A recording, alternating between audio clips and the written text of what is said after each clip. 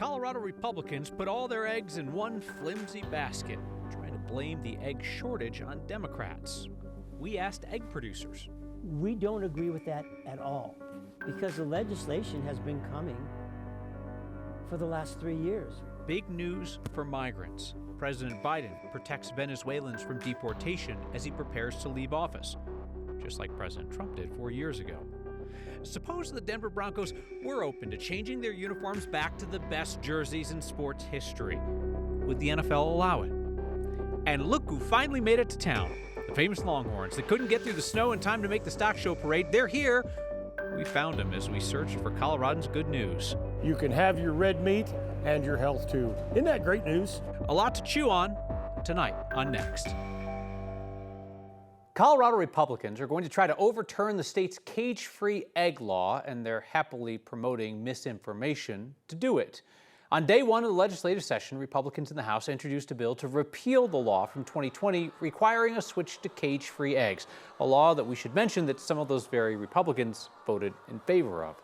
The law has been phased in over several years, and the final requirement started this month. Since then, some prominent conservatives in Colorado have blamed skyrocketing egg prices and egg shortages on the Colorado law. People like Representative Brandy Bradley from Dougco, who said, when you can't buy eggs for the foreseeable future in Colorado, thank a Democrat. Or Republican Representative Ken DeGraff from the Springs, who posted on social media about the cage-free egg law with the message, if you're wondering about the price of eggs. The people producing the eggs say, while cage-free eggs are more expensive to produce, that is not what is driving massive price increases in Colorado and across the country. They told our Spencer Soisher there is a quote-unquote perfect storm in the world of eggs. Republicans in Colorado, or at least the ones on the internet, have made it very clear. They think the state's new cage-free egg law is the sole reason store shelves don't have eggs, and it's the reason that the ones that do have expensive prices. The cage-free law is not the reason why we're seeing a lower supply. The state passed the cage-free egg law in 2020 and rolled it out in 2 phases. The final phase began on January 1st. 4 years to prepare. But that doesn't matter if your entire flock is killed off. High-path avian influenza has a 100% mortality rate, whether we're in a conventional facility or a cage-free facility. When it hits a egg-laying production facility, all birds do have to be depopulated. Colorado has 5 large commercial egg farms. In 2022, all of them were wiped out by the bird flu, and 3 of them were wiped out again in 2024. In order to get the supply of eggs, you've got an additional big cost in transportation. The Colorado egg producers, which represent those large commercial egg farms, say those on the outside and on the internet have it wrong. We don't agree with that at all, because the legislation has been coming for the last 3 years. We did it in phases. We lost about 3.4 million birds. That has had an effect on the numbers in Colorado. The USDA says the egg market right now is a perfect storm for higher prices. It's mostly bird flu, but add in smaller factors like facility fires, the busiest egg buying season, and then in some areas, the adjustment to the cage-free laws. Nationally, 121 million dead. 22 million of those are cage-free. The red portion of this graph from the USDA shows the lack of inventory across the country in 2024. It's supply and demand. The chickens are in demand, and in Colorado, they're just not back yet. It's unfortunate that high-path avian influenza has had the outbreak that it has. Spencer Soisher, 9 News. The USDA says it expects the prices will drop in the second half of the year as some of those flocks are rebuilt. Democratic Governor Jared Polis and the small Republican minority at the state capitol happen to share the same stated goal for this legislative session: saving Coloradans money. When I sat down with Governor Polis this week, it was clear his interest in saving Coloradans money does not go so far as being willing to reduce the size of state government.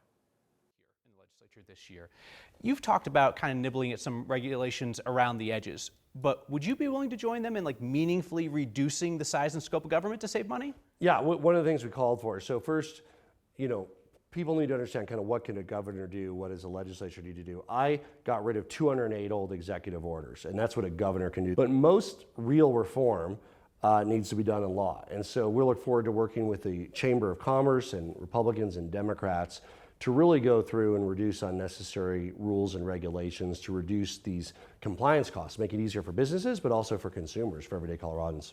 Does the size of state government need to be smaller? Size of its employees, the scope of what it does?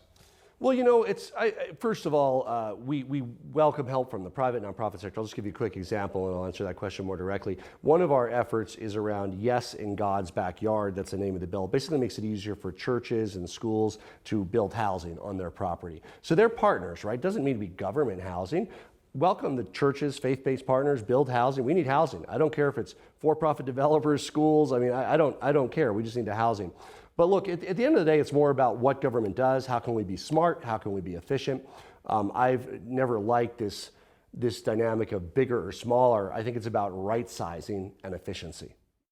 My full conversation with Governor Polis, including his explanation of why he's so eager to work with the Trump administration, can be found on the next YouTube channel. The Biden administration has extended some temporary protections for nearly 1 million immigrants in the U.S. The move allows those folks to legally stay in the country another 18 months. It comes barely a week before President-elect Donald Trump will take office. The Department of Homeland Security announced today that it is extending temporary protected status, or TPS, for nearly 800,000 Venezuelans and El Salvadorans, plus 100,000 Ukrainians and nearly 2,000 people from Sudan. The status protects them from deportation and allows them to work in the U.S. while they await immigration proceedings. TPS was created by Congress in the 1990s, and it can be applied to migrants when there are issues in their home country, like political unrest in Venezuela or the war in Ukraine. President-elect Donald Trump has pledged to restrict TPS when he takes office, but his efforts to revoke previously given protections during his first term were unsuccessful. That said, Trump actually took action to protect Venezuelans from deportation at the end of his first term. He ordered a pause on deportations for 18 months with limited exceptions. When the Denver Broncos take on the Buffalo Bills on Sunday in the playoffs, Broncos will be wearing their traditional road white uniforms. The throwback look they had on last week that everybody got so excited about is only worn occasionally. And even if the Broncos wanted to go back to the orange jerseys and the D logo on the helmet full time, our Marshall Zellinger found out they can't, at least not right away. Broncos nostalgia is not hard to find around the stadium. From the scaled-down version of Mile High in the parking lot, to the statue of the Barrel Man, to the old-school look just about everywhere in the team store. Call it novelty, call it a throwback. Just nix the idea of the old look being the new look for the Broncos. NFL guidelines require uniforms to be worn for at least 5 seasons before they can change again. And last April, the Broncos changed the uniforms.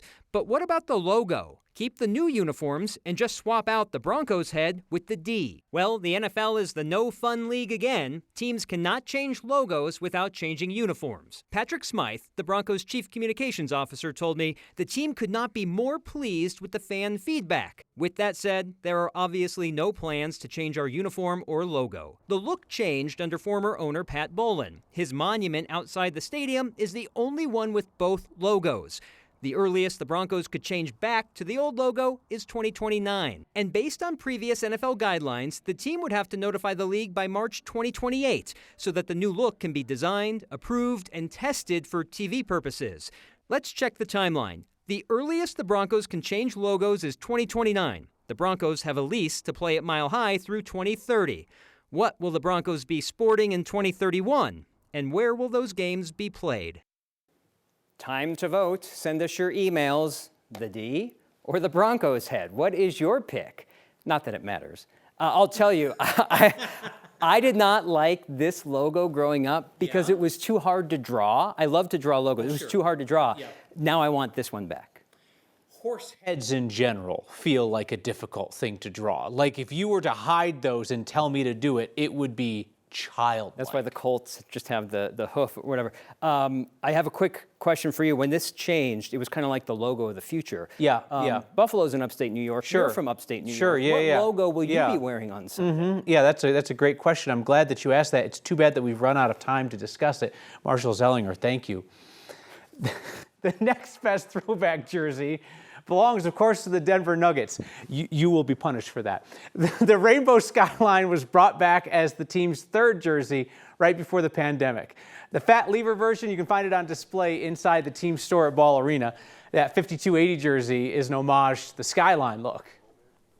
And so this is kind of a modern take on that, where we've got the rainbow kind of represented in the kind of newer, brighter, fresher colors. The 5280 kind of element that we introduced last year. And then obviously the mountain kind of with the lines, on the side and in the middle. So kind of like I said, a modern take on a classic, uniform. 5280 jersey is a 2-year look. Nuggets will get a new third jersey next year. Perhaps another retro refresh, right? They could go with Maxey the Miner, the logo the Nuggets had when they entered the NBA in 1976. Maxey was replaced by that rainbow skyline in 1982. I'm sorry, an embarrassment of riches, of great uni choices in Denver. So this is a time of year when fresh starts and second chances are top of mind. And that's why this week's Word of Thanks micro-giving campaign supports the Second Chance Center. That nonprofit works with Coloradans coming out of the justice system, trying to improve Colorado's pretty poor recidivism rate. Second Chance Center is part of a larger permanent supportive housing project in Denver that will open later this year. It'll be an affordable place for people to live as they work to rebuild their lives through new careers and new apprenticeships, skill training, behavioral health services, all wrapped around on site. This is a big, big project, but there is one specific aspect of it where they could use some help. Most of the people who move into Second Chances Center housing are not going to bring furnishings with them, the basic stuff that you would find in an apartment, furniture, kitchen stuff, so forth. We can help with those furnishings and allow the people moving in to focus on the big work of turning their lives around, make the most of their second chance. Scan the QR code on your screen or text the word THANKS to 303-871-1491. We'll send you that link to donate. We're like this close to 4,000 of you signed up to simplify your giving with a monthly donation to the Word of Thanks Fund. It's meant we've started your recent micro-giving campaigns, more than $25,000 in donations each week. Same QR code or text will get you there. Chop chop. Colorado's budget makers need to find $1 billion. They're looking at Medicaid funding. And a Western tradition meets our favorite Friday tradition. We rustle up some good news at the stock show next. With $1 billion to cut out of the state's budget this year, even programs for some of the most in need aren't safe. Medicaid uses a third of the state's $16 billion budget. We've told you on this program that Medicaid providers have been bailing because of their low reimbursement rates. If the state wanted to increase those reimbursement rates to get more providers, well, then legislators would need to find even more to cut elsewhere. Another option would be to pull back on who qualifies for Medicaid. 138% of the federal poverty level is who's eligible for Medicaid. We've expanded that in some of our programs where we're now looking at 260%. So from my book, yes, it's heartbreaking. Would I love to be able to keep funding all of that? Yes, but at the same time, we've got to be able to provide resources to the poorest of the poor. We have no idea what the federal government's going to do. A lot of Medicaid is paid 90% federally and 10% state. So even though it's a third of our state budget, we bring in a whole lot more from the feds to cover a lot of that population. And if they change their reimbursement rate, the state budget can't handle that. So this is an example of Colorado needing to wait and see what the Trump administration and Republican Congress decide to do on Medicaid. The 6 state legislators who are on the Joint Budget Committee have until March to figure out where to cut $1 billion. Shoddy renovations prompt a lot of news tips to organizations like ours. But are they a crime? Grand jury in Denver thinks so. Last month, the grand jury indicted a father-son contracting team on dozens of theft and organized crime charges because of the number of customers who said the work they paid for was not completed. Last year, we told you about Schwab Builders, run by Sean and Abby Schwab. We spoke to several homeowners who paid tens of thousands of dollars only to get ghosted like a bad date and left with unfinished or poorly done renovations. One of the families we talked to said they had to move out of their home because it was so unsafe. The Schwabs were indicted last month. The indictment says an accounting of their finances found more than $1 million not used for projects and not refunded to customers. The Schwabs and 3 of their employees now face racketeering and conspiracy charges, plus 32 theft charges. Let's talk to meteorologist Corey Rappenhagen as we head on into your weekend and look for a break perhaps in the cold. Not going to get a break from the cold. Unfortunately, we're going to have a little bit of a storm system this weekend, and then towards the end of this week, we get that break.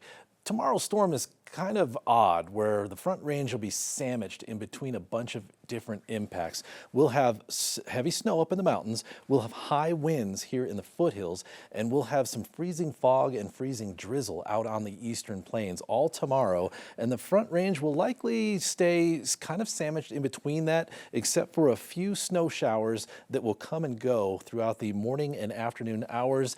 These will be light and relatively fast moving, so the accumulation of snow will probably be pretty limited to less than an inch for any of those areas in the Denver area that get it. But we'll watch the freezing fog out to the east and see how far it creeps in. That could be an additional impact. 4 to 8 inches likely in the mountains, in the mountain towns, and on the mountain passes. If you're going to ski country tomorrow, be aware that that drive is going to be slick and slow. As far as that snow out here on the eastern plains, it doesn't look like a huge impact snow-wise, but like I said, we'll watch that freezing fog.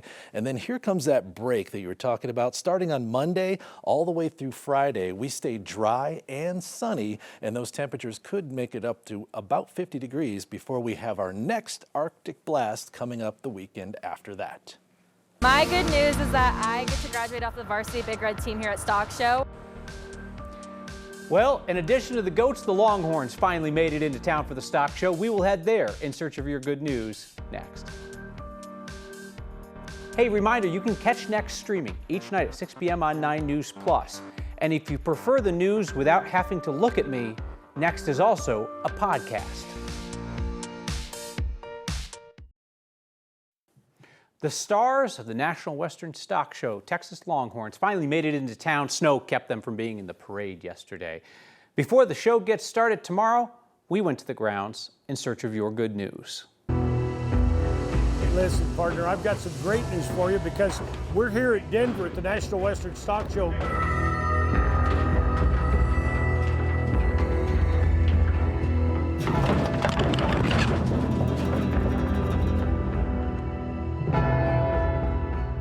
Adorable. I've really never been that close to little bitty livestock like that. So I'm like, every now and then I'm like, sending it back to my sisters because I'm like, look how cute they are.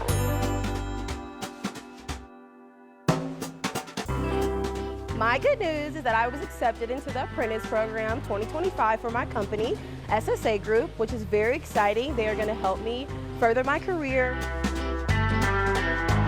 It's my 40th year performing at the National Western Stock Show, and this year I celebrate, God willing, Sunday, the 2 o'clock and 6:30 show. Our Mexican Rodeo Extravaganza, we celebrate 30 years, a vision that I had 30 years ago. Here's the good news. Are you ready? The good news is the Texas A&M University tells us the Texas Longhorn beef is lower in cholesterol, you ready, than white meat chicken. You can have your red meat and your health too. Isn't that great news? My good news is that I get to graduate off the varsity Big Red team here at Stock Show on the 25th of January. It's my birthday. It's pretty good news.